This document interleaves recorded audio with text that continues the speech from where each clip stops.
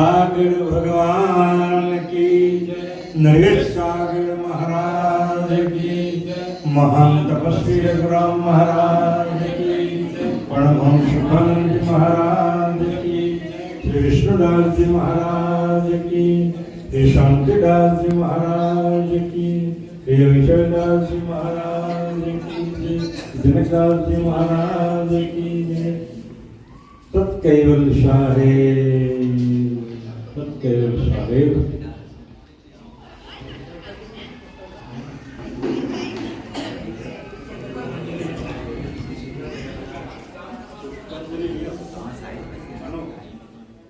श्रीमंत करुणा सागर भगवान की नरेश सागर महाराज की महान तपस्वी रघुराम महाराज की परमहंस सुखानंद महाराज की विष्णुदास जी महाराज की शांतिदास जी महाराज की सुखदास जी महाराज की विजयदास जी महाराज की स्वर्गदास जी महाराज की सदगुरु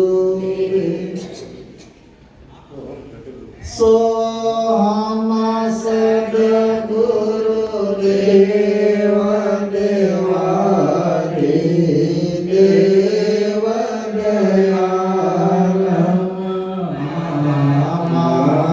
मंगलमय मूरत सुरत सुख रूप कीर्तनो घनश्याम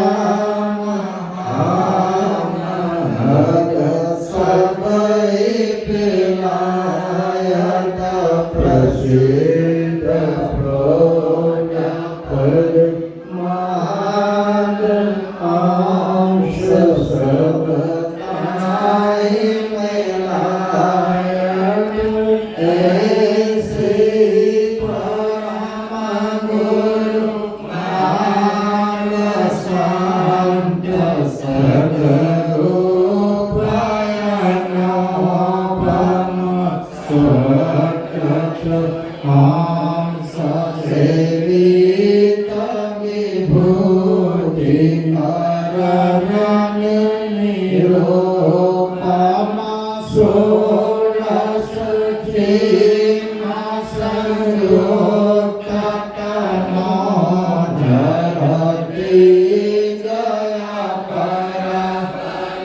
विभूति सोला सांचो कला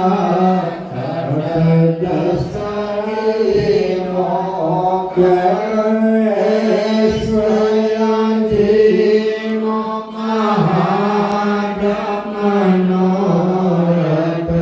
पूरे मन करम सुभजा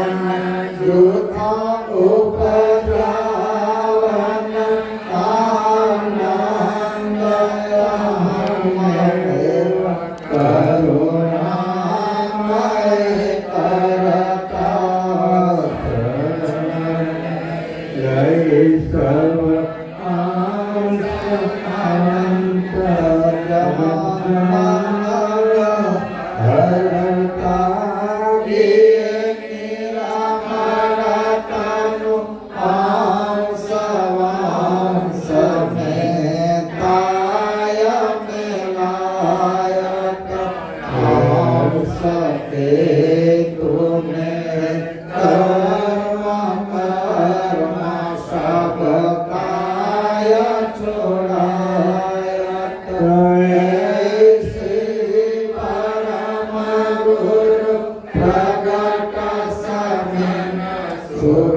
કાજતનો ધર શ્રીમંત કુબેર સર્વાગ્ન કટી અસરે અચરાચર જ્યાં જ્યાં પરમ ગુરુ પ્રગટ સમીપ નારાયણ નિજ દાસા જુગ જુગમાં જાણવી તત્કરણ વિજ્ઞાન પ્રકાશા ગુરુજી આવો પ્રેમ કરો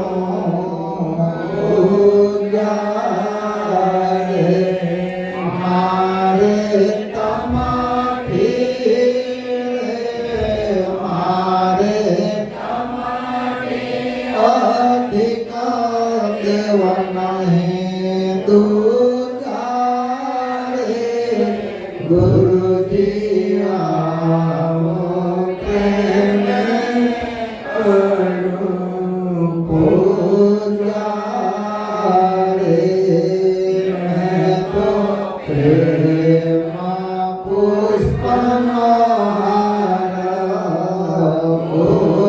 પૂજ્યો રે અહીં મનાવો કરો ખૂબ મોક્યો રે તત્વ તિલક રે તત્વ તિલક હું તો નથી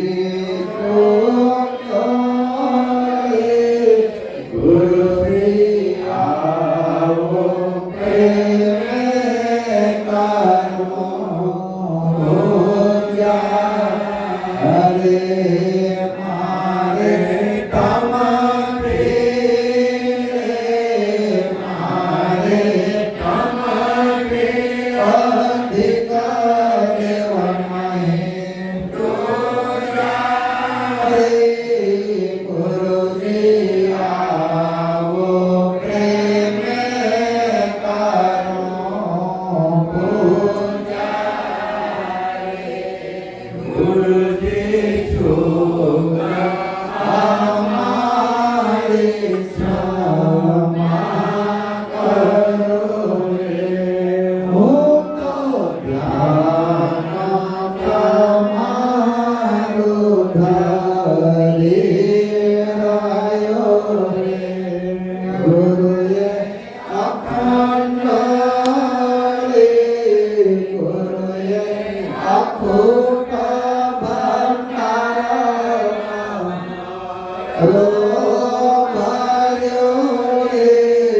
ગુરુજી આવો પ્રેમ કરો પૂજારે મારી તમારી રે મારે તમારી અધિક દેવ નહીં દુજારે ગુરુજી આવો પ્રેમ કરો પૂજારે ગુરુ મારા પંચમ રીતમી બોલ્યા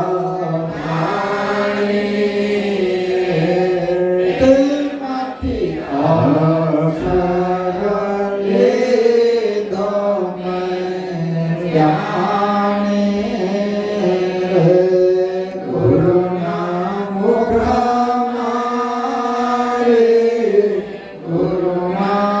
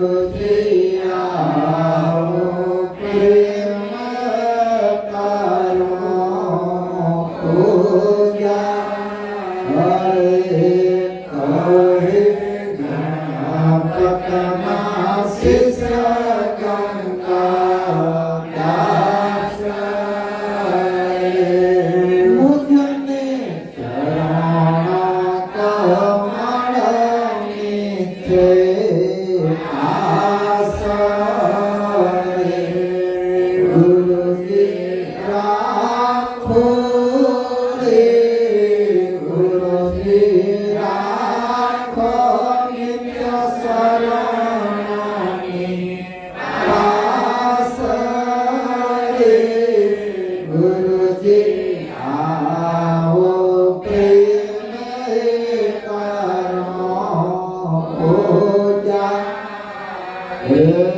हमारे तुम्हारे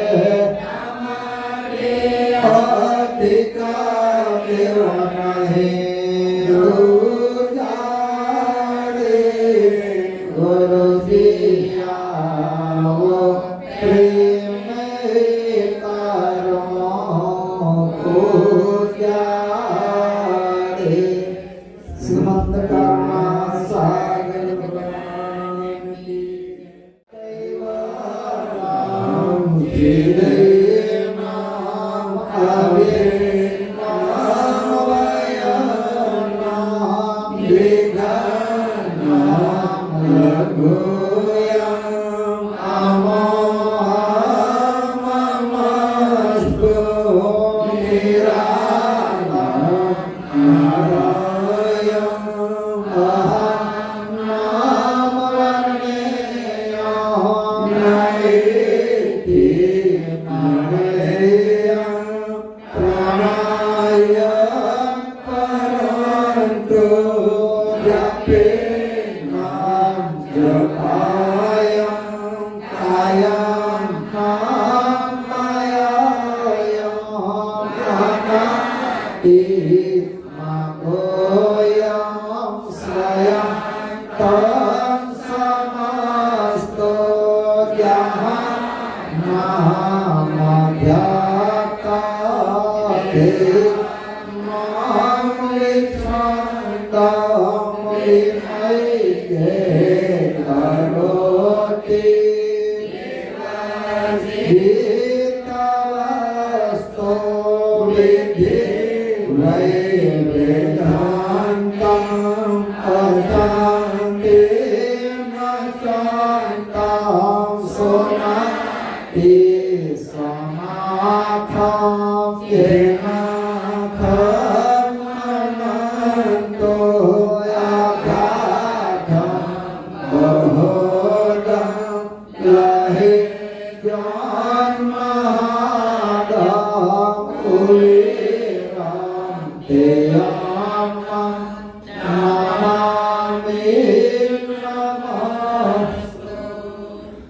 आदि शुक्र स्वराज्य कांग्रेस कैवल करता के कृष्ण स्वामी महाराज के श्रीमंत करुणा सागर भगवान के नरवेद सागर महाराज के महंत तपस्वी रघुराम महाराज के परमहंस सुखानंद महाराज के वैष्णवदास जी महाराज के शांतिदास जी महाराज के शीतलदास जी महाराज के स्वर्गदास जी महाराज के विचरदास जी महाराज के सर्वे संतान के सर्वे देवन के ज्ञान संप्रदाय के कायम पंथ के भाल तिलक के पंचम ससावेद के दुर्गादि सारसापुरी के कैवल धाम के तथा सत्संग प्रारंभ का जय जय सब कैवल साहेब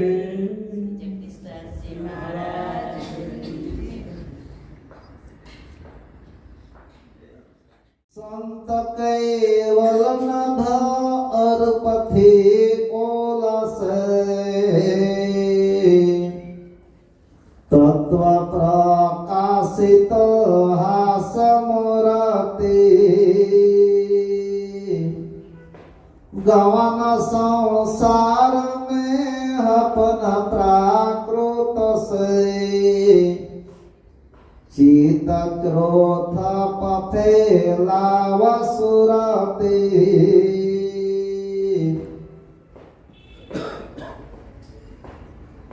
महाद शून्यमा ब्रह्म प्रकाश न प्रकाश अनंत ब्रह्मांडाधीश विश्वनियंता विश्व रचयिता सकर्ता सत्कैवल नाम महान सजा ज्ञान स्वरूप प्रातः स्मरणीय प्रातः वंदनीय परम कृपाळु परम दयाळु दिव्य परम गुरु श्रीमंत करुणा सागर भगवान विश्व भरना मनुष्य देहधारी चैतन अंशों ने ज्ञान बोध उपदेश करता स्वर चेत हंसता लेवा ग्रंथना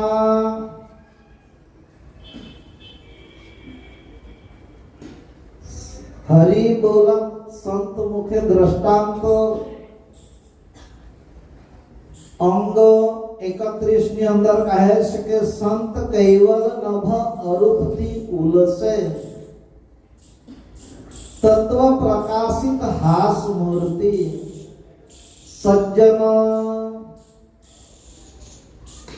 આજનો આ કથા સત્સંગ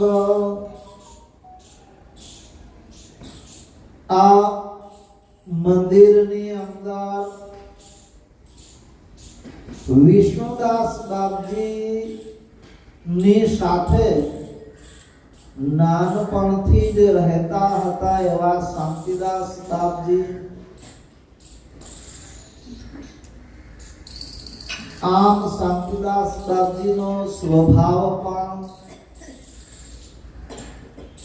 બધાની સાથે મળતાવડો બધાની સાથે પ્રેમ ભર્યું વર્તન કરવા વાળા અને નામ પ્રમાણે જ એમની અંદર એમનો કથા સત્સંગ શ્રવણ કરવાથી પણ શાંતિનો અહેસાસ કરાવે અને સુખાનંદ બાપજીનું જે કંઈક અધૂરું કાર્ય હતું એ કાર્યને એમણે એમની સ્વસૂઝ દ્વારા સંતોની પાસેથી જે કંઈક કરુણા મેળવી અને પરમ ગુરુ ભગવાન કરુણા સાગરના अलौकिक चैतन्यदर्शी ज्ञानने प्रकाशित करवानुं कार्य ए शांतिदास बापजीए कर्युं छे। एवा शांतिदास बापजीने आजे पुण्यतिथि छे। અહીં પરમ કૃપાળુ કહે છે કે સંત કૈવલ નભ અરૂપથી ઉલસે सज्जन भगवान करुणा सागर नु स्वरूप जे कैवल ज्ञान ने उच्चार करवा માટે એમણે જે દેખાવ પાત્ર ધારણ કર્યું એ પાત્રને વાસ્તવિક અહીં જે પરમ ગુરુ વ્યાખ્યા કરે સંતની એ વાસ્તવિક તો એ પાત્રને જ અંગીકૃત થાય છે તેમ છતાં પરમ ગુરુએ સંતનું મહત્વ સદાયના માટે જળવાયેલું રહે એમના માટે સંતોના ઘણા વખાણ કર્યા અને અહીં ઉલ્લેખ કરે છે કે સંત કૈવલ નભ અરૂપથી ઉલસે કૈવલ એ અદ્વૈત અવિગત અને અવ્યક્ત ને દર્શાવતું એક વિશેષણ છે। ઘણાકની સમજ હજુ આ વિશેષણને નામના રૂપમાં પણ સમજે છે તો એ નામના રૂપમાં સમજતા હોય તો એ એવો ભાવ એ ખોટો ઠરશે કારણ કે નામ જ્યાં જ્યાં અંગીકૃત થાય ત્યાં ત્યાં પરમ ગુરુ કહે છે કે નામ જહાં તહ તહ કાલન કા ચારા. જ્યારે પરમ ગુરુએ આદિ સક્રમ સ્વરાજ કૌણસ અને કૈવલ આ પંચ વિશેષણનું આરોપણ કર્યું છે, એને વિશેષ રૂપથી સંબોધન કરવામાં આવ્યું છે. જે અવિગત મુદ્દો છે, અદ્વૈત છે, અવ્યક્ત છે, એનું રૂપ સદાય માટે બંધાતું નથી. એની આપણને સમજ પડે, ત્યાં આપણી સુરતા પહોંચે, ત્યાં આપણે માલિક તરફથી આપણને બક્ષિસ કરવામાં આવેલું જે સામર્થતા છે, એ સામર્થતામાંથી આરતને આપણે અર્પણ કરી શકીએ. એટલા માટે આપણને ઓળખ બતાવવામાં આવે છે. દિવ્ય પરમ ગુરુ કહે છે કે કૈવલ નભ અરૂપથી ઉલસે. સજ્જન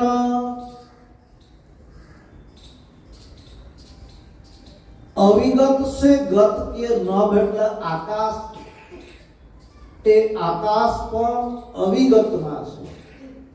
એ અવિગતમાંથી ગત રૂપ આકાશનું નિર્માણ થયું.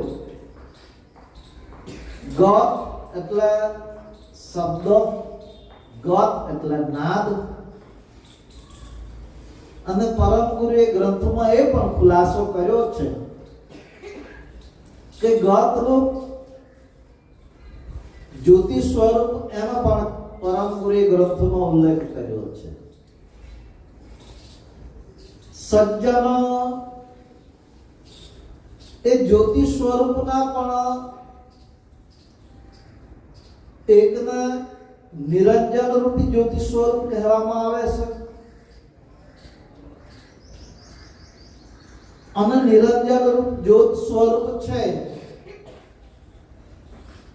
એના માટે આપણે અવિનાશી પદની અંદર એ પણ પરમ ગુરુએ ખુલાસો કર્યો છે કે બ્રહ્મ में જાય ભેલાસી.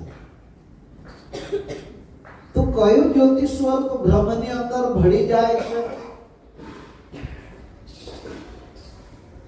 નિરંજન લોકને ધારણ કરીને રહેલા નિરંજન પુરુષ રૂપી જે જ્યોતિ સ્વરૂપ છે, જે દ્વૈત જગતના પસારામાં આવેલું જ્યોત સ્વરૂપ કહેવાય, એ બ્રહ્મની અંદર ભળે છે.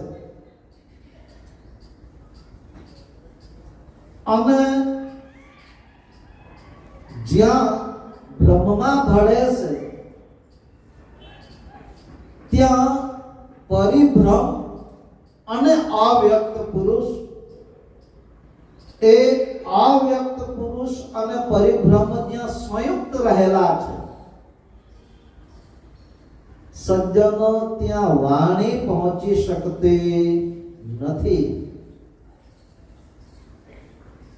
એટલે પરમ ગુરુના જ્ઞાનથી નિરંજન લોક કયા ન્યાય છે, અને નિરંજન લોક પછી પરિભ્રમની જે વ્યાખ્યા કરી, એ પરિભ્રમ અને અવ્યક્ત પુરુષ, એ બંને સંયુક્ત એટલે કે સાથે જ રહેલા છે. તો પરિભ્રમની અંદરથી જ જગતનું ખિલામણ થાય છે. દ્વૈત રૂપ જગતનું ખિલામણ એ પરિભ્રમમાંથી જ થાય છે.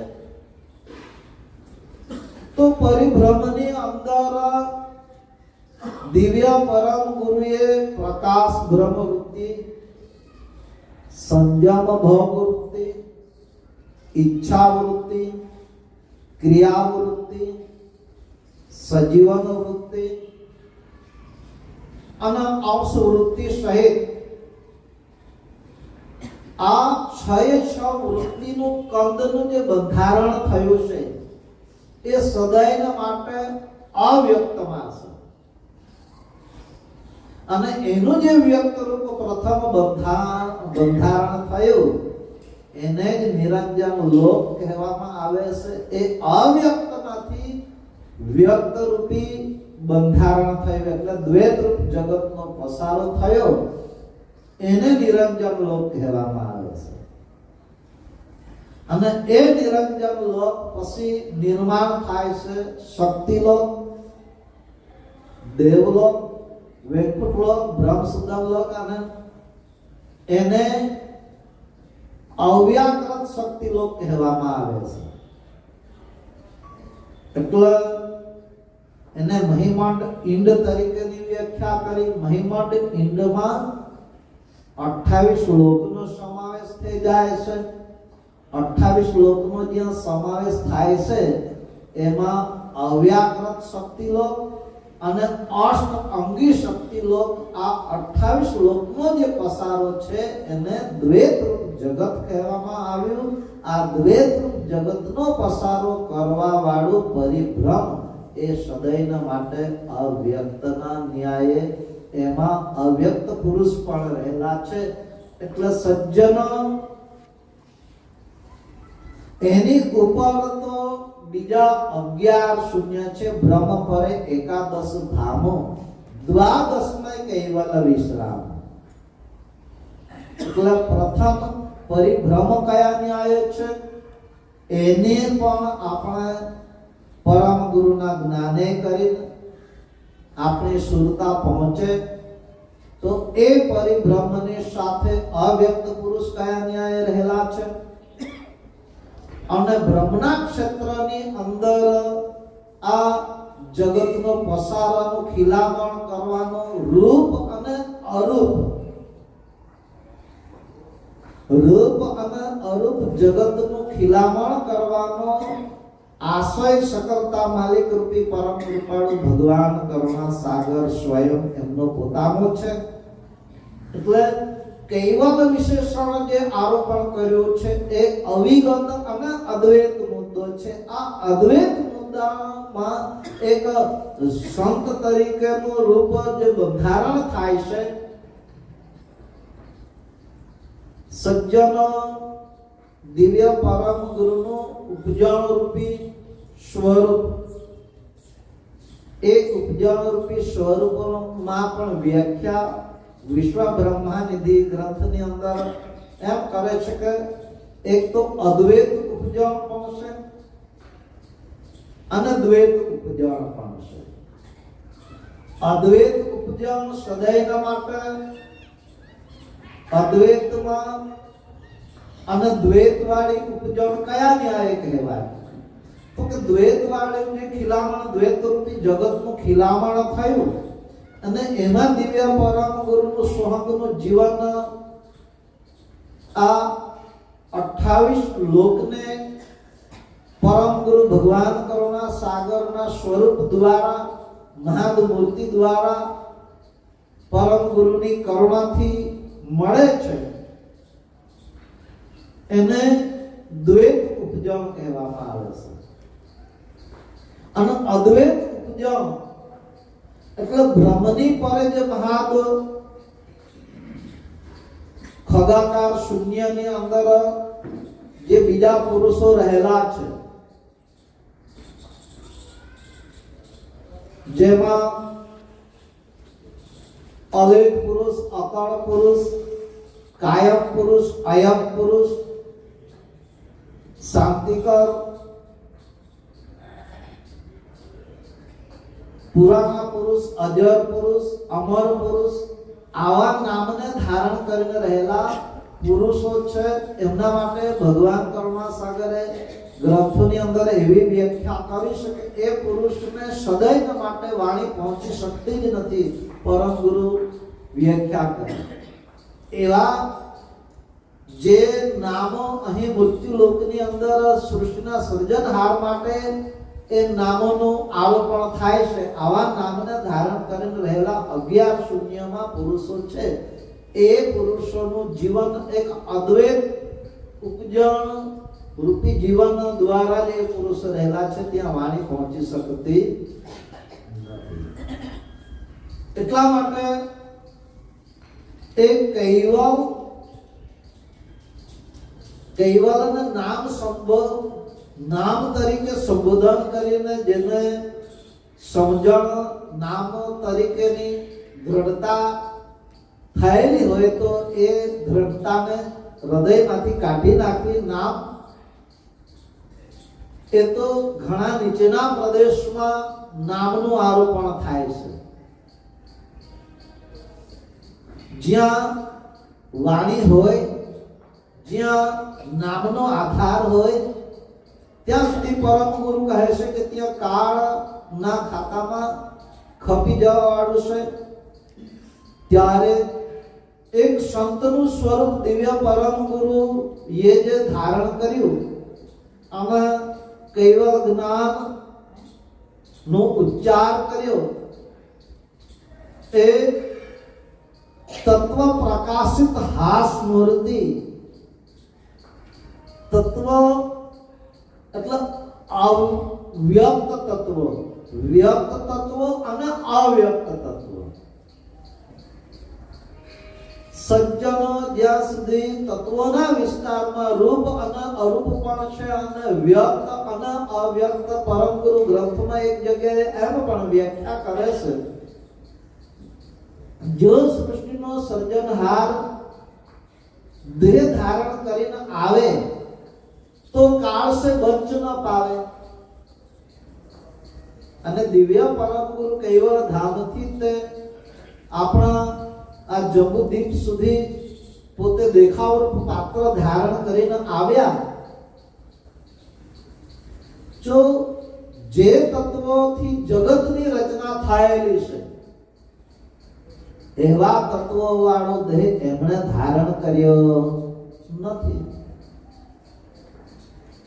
દ્વૈતરૂપ પસારાના જે તત્વો છે એવા પસારા વાળો તત્વો એમણે લીધા જ નથી. એમને પોતે જે લોકની અંદર જેવા તત્વોનો દેહ ધારણ કરવાનો હતો એવું સ્વયં પોતે નક્કી કરેલું છે. એટલે ઘણા સંતો પણ હજુ એમ કહેવા વાળા છે કે દિવ્ય પરમ ગુરુ જગતમાં આવ્યા એ વાત સત્ય સનાતન છે, પણ દ્વૈતરૂપ જગતનો પસારો જેનાથી થયો છે એવા તત્વોનો દેહ એમણે ધારણ કર્યો નથી. અવ્યક્ત વિભૂતિનો ફક્ત ને ફક્ત દેખાવરૂપ પાત્ર છે. અવ્યક્ત વિભૂતિ કયા ન્યાય છે અને વ્યક્ત વિભૂતિ કયા ન્યાય છે એ જ્યાં સુધી પોતાની અંતર આત્મા રૂપી દ્રષ્ટિ ના પહોંચે ત્યાં સુધી એનો નિર્ણય થઈ શકતો નથી. સજ્જન અરૂપમાં પણ તત્વો છે અને અવ્યક્તમાં પણ છે. આપણને રૂપવાળા તત્વોનું હજુ ખિલામણ કેમ કેમ થયું છે તેનો નિર્ણય ના થઈ શકતો હોય તો અવ્યક્તમાં રહેલા તત્વોને કેમ કેમ નિરખી શકાય. અને પરમ ગુરુ તો વ્યક્ત અને અવ્યક્તની પરે જ્યાં સદૈવ માટે વ્યક્ત રૂપ બંધાતું જ નથી.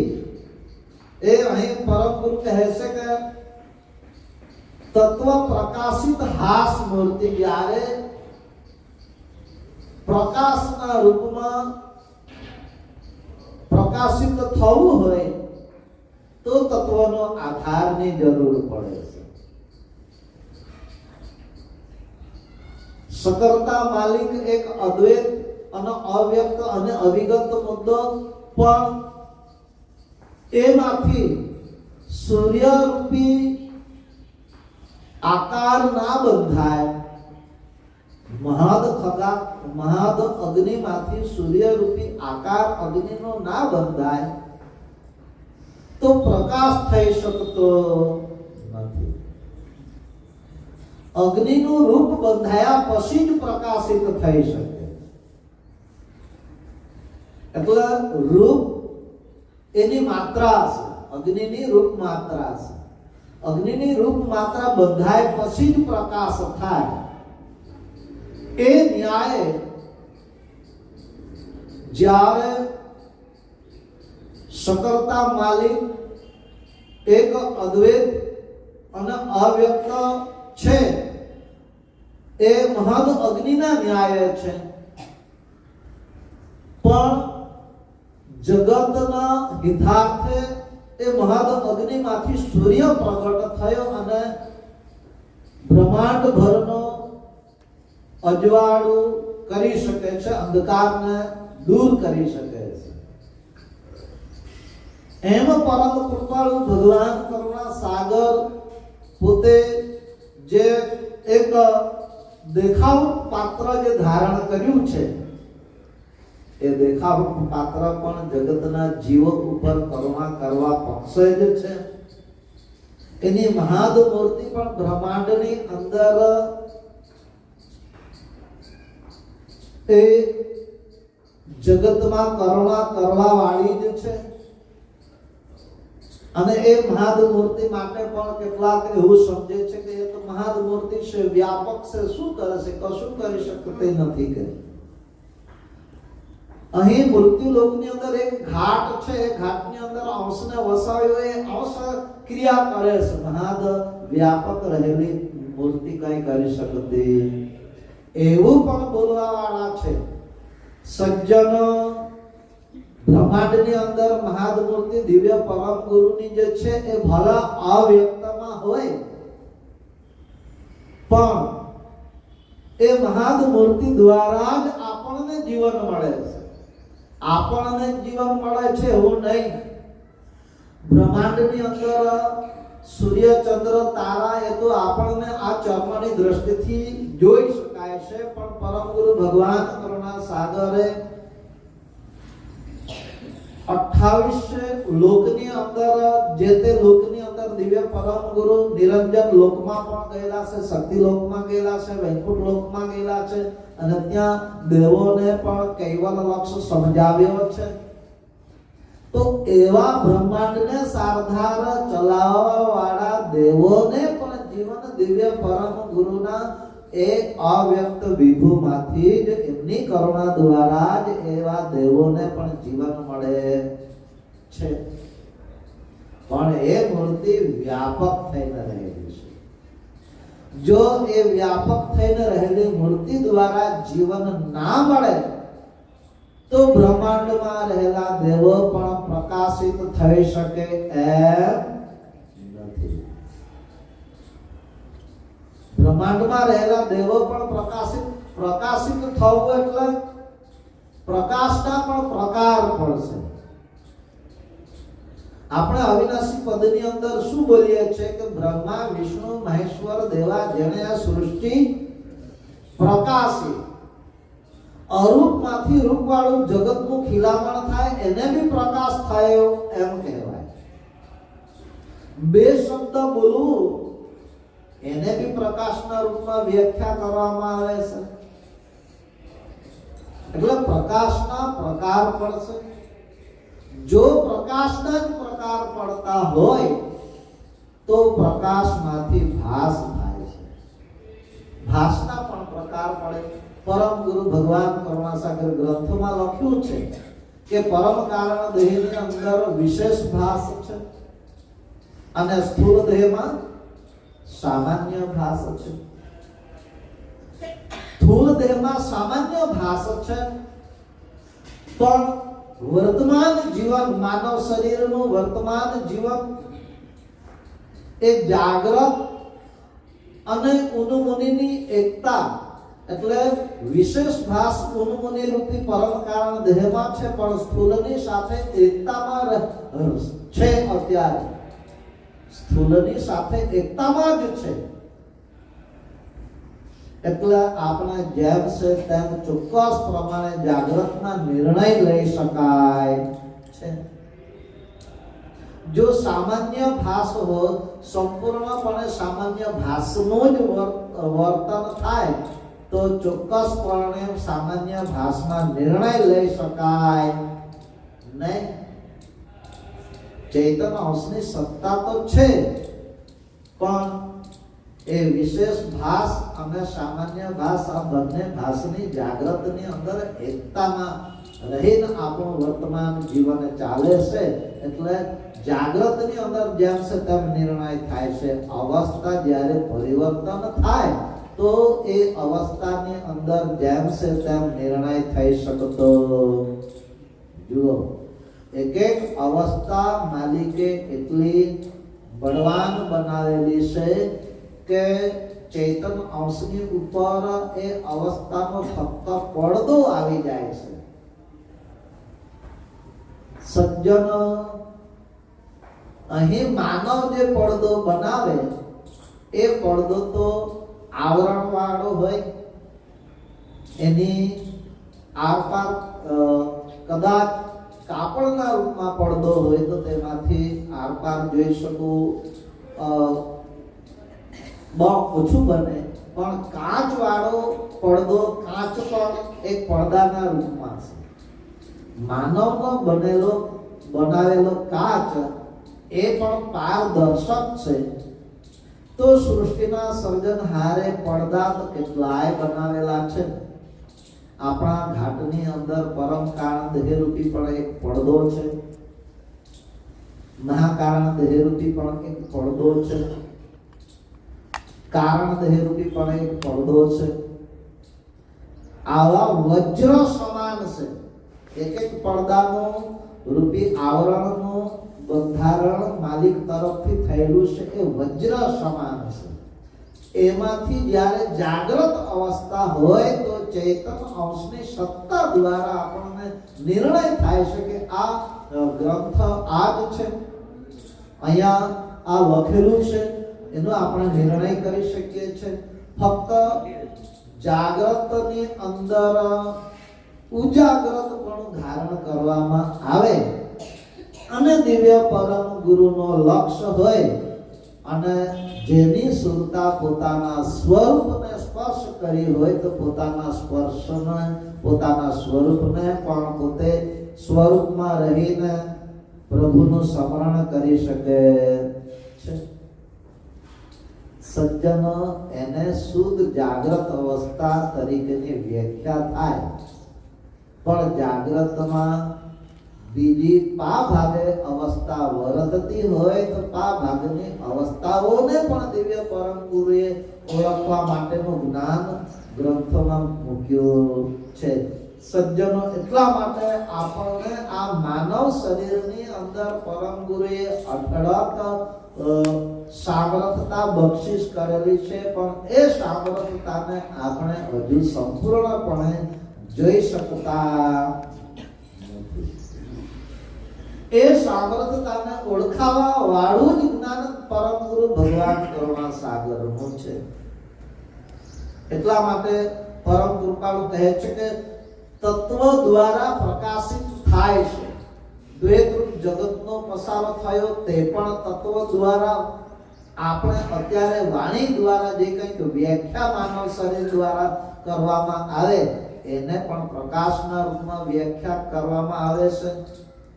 ગવન સંસાર હપન પ્રાકૃત સે ચિત ચોતરફ ફેલાવ સુરતી. આપણા શરીરની અંદર ચિત્તની સાથે સુરતા. ચિત્તની વ્યાખ્યા તત્વવાળી કહેવાય અને સુરતાને કોઈ તત્વની સાથે સરખાવી શકાય એમ નથી. તેમ છતાં આપણને બક્ષિસ કરેલી સુરતા એ તત્વના સહારે આપણા શરીરમાં પણ ચારે દસે દિશાએ ફેલાઈ શકે છે અને બ્રહ્માંડમાં પણ આ દ્રષ્ટિની સાથે આપણે ચિત્તની વૃત્તિ પણ ફેલાઈ શકે છે. અને ચિત્તની વૃત્તિ તો જગતને જ્યાં સુધી જોયું હોય ત્યાં સુધી ચિત્ત દ્વારા ચિત્તવન કરવામાં આવે તો એને વાર લાગતી.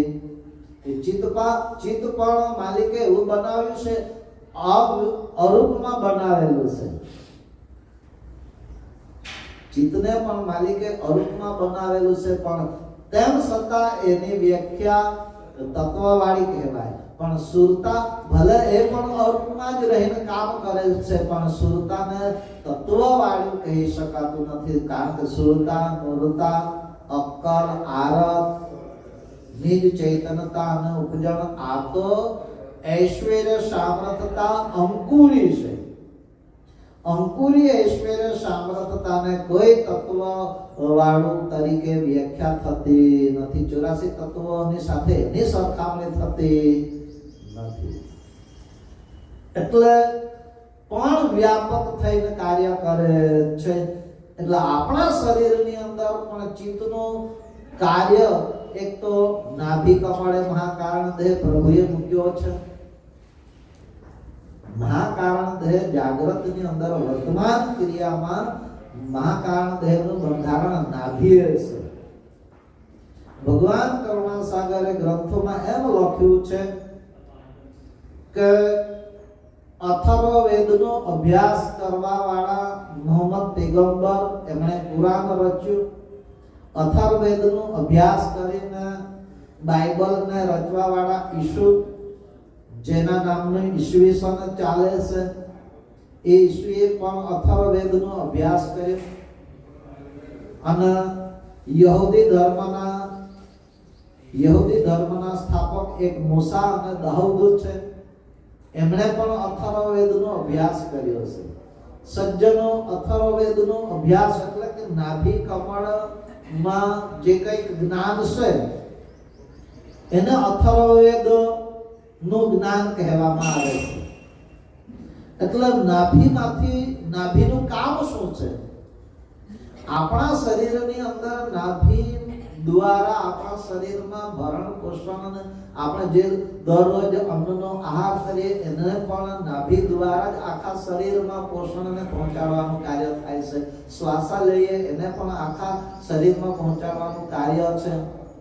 એટલે એ નાભીમાંથી જે કંઈક પ્રકાશ થયો, એ પ્રકાશનું જે કંઈક જાણ થાય છે એ વ્યાપકમાં રહીને જાણ થાય છે.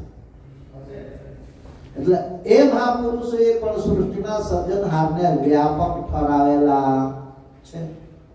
ચાર વેદોમાં પણ સૃષ્ટિના સર્જનહારને વ્યાપક ઠરાવેલા છે. કારણ કે ચાર વેદોનું પણ જે કંઈક બંધારણ થયું તે પ્રથમ તો નાભીમાંથી જે પરાવાણી ઉત્પન્ન થાય, પરાવાણી માંથી અથર્વવેદ, પશ્ચિમથી વાણી, મધ્યમાં વાણી અને વૈખરી વાણી. એટલે પરા, પશ્ચિમથી અને મધ્યમાં અને વૈખરી આ ચાર વાણી દ્વારા ચાર વેદોનું બંધારણ થયું.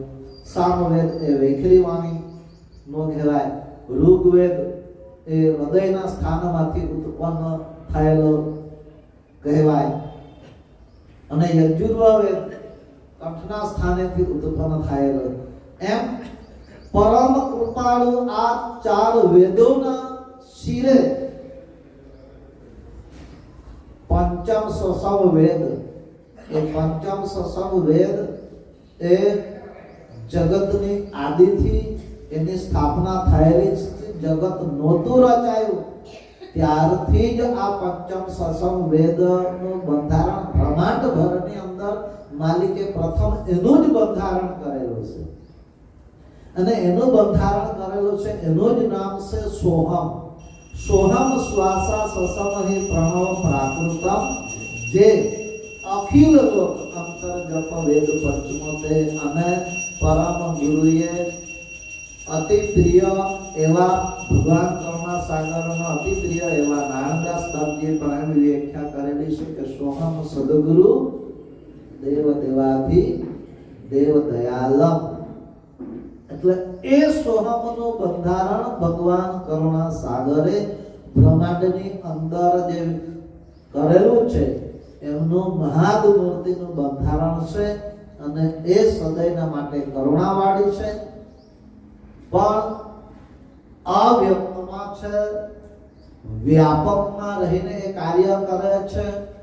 એટલે કેટલાકની સમજ એને વ્યાપકમાં તો બ્રહ્મ પણ છે, વ્યાપકમાં તત્વો પણ છે.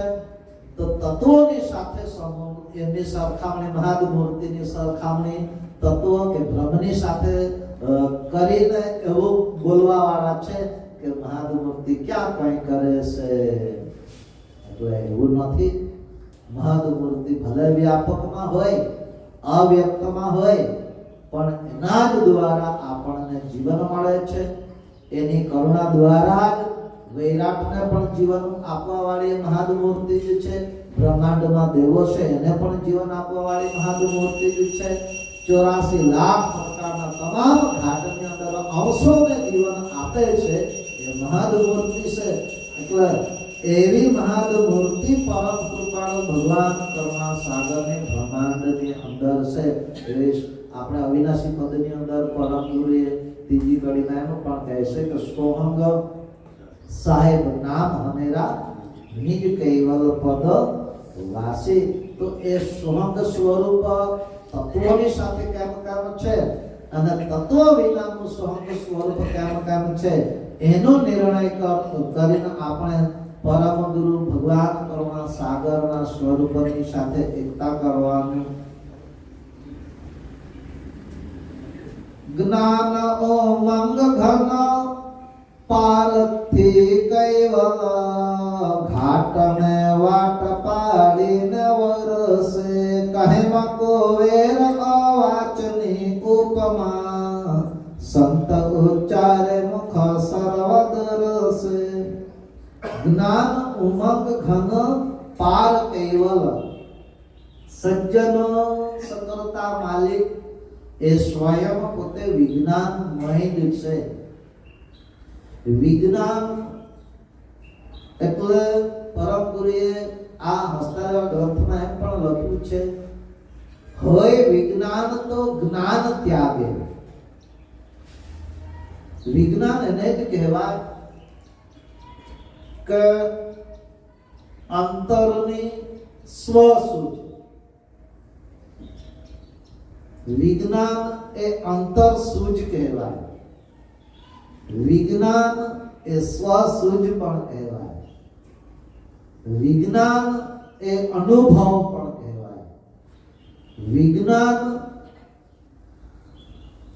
એ માલિકનો પોતાનું સ્વરૂપ જે છે। કારણ કે પરમ ગુરુ ભગવાન કરુણા સાગરનું સ્વરૂપ એ સદૈવ માટે જ્ઞાન સ્વરૂપ જ છે। એ જ્ઞાન સ્વરૂપ જ છે તો વિજ્ઞાન જ થયું। વિજ્ઞાન એટલા માટે કે પરમ ગુરુ ભગવાન કરુણા સાગર જ પોતે ગ્રંથોમાં લખ્યું છે કે મહા અનુભવ ગુઢ જ્ઞાન। એક તો પોતાની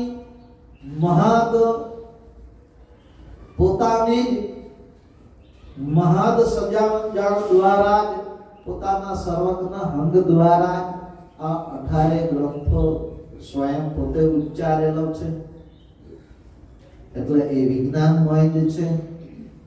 અને એ વિજ્ઞાનમય જે સ્વરૂપને આ માનવ શરીરની અંદર અંશ તરીકે સંબોધન કર્યું। એ અંશ સ્વરૂપ પણ એક વિજ્ઞાનમય જ છે। એ અંશ સ્વરૂપ પણ જ્ઞાન સ્વરૂપ જ છે। પણ એ અંશને તત્વોનો સંગ કર્યો। આ જગત રચાયું ત્યારથી તત્વોનો સંગ કર્યો છે। એટલે એક તો માલિકે દેહના આવરણના પડદા અને પડદાઓ પણ માલિકે એવા બનાવ્યા છે કે જે પારદર્શક છે તેમ છતાં પણ આવરણ વાળા જ છે। પણ પરમ ગુરુના જ્ઞાને કરીને એ આવરણને સદગુરુ જ્યારે એમની સદગુરુ એટલે પરમ ગુરુનું જ સ્વરૂપ છે। એ પરમ ગુરુની જ દયાથી સદગુરુની કૃપાથી આપણે એ પડદાને એટલે ચૈતન્ય અંશ આદર કરે, ચૈતન્ય અંશ પુરુષાર્થ કરે તો પોતાના સ્વરૂપનો અનુભવ કરી માલિકની સાથે એકતામાં રહી શકે, પ્રભુનું સ્મરણ કરી શકે। એને જ સદગુરુએ કૃપા કરી છે એમ કહેવાય। પરમ ગુરુના સ્વરૂપની સાથે એકતા કરી શકે અને લક્ષ્યમાં રહી શકે એને જ સદગુરુની કૃપા થયેલી કહેવાય। એટલે અહીં કહે છે કે જ્ઞાન ઉમંગ ઘન પાર કૈવલ।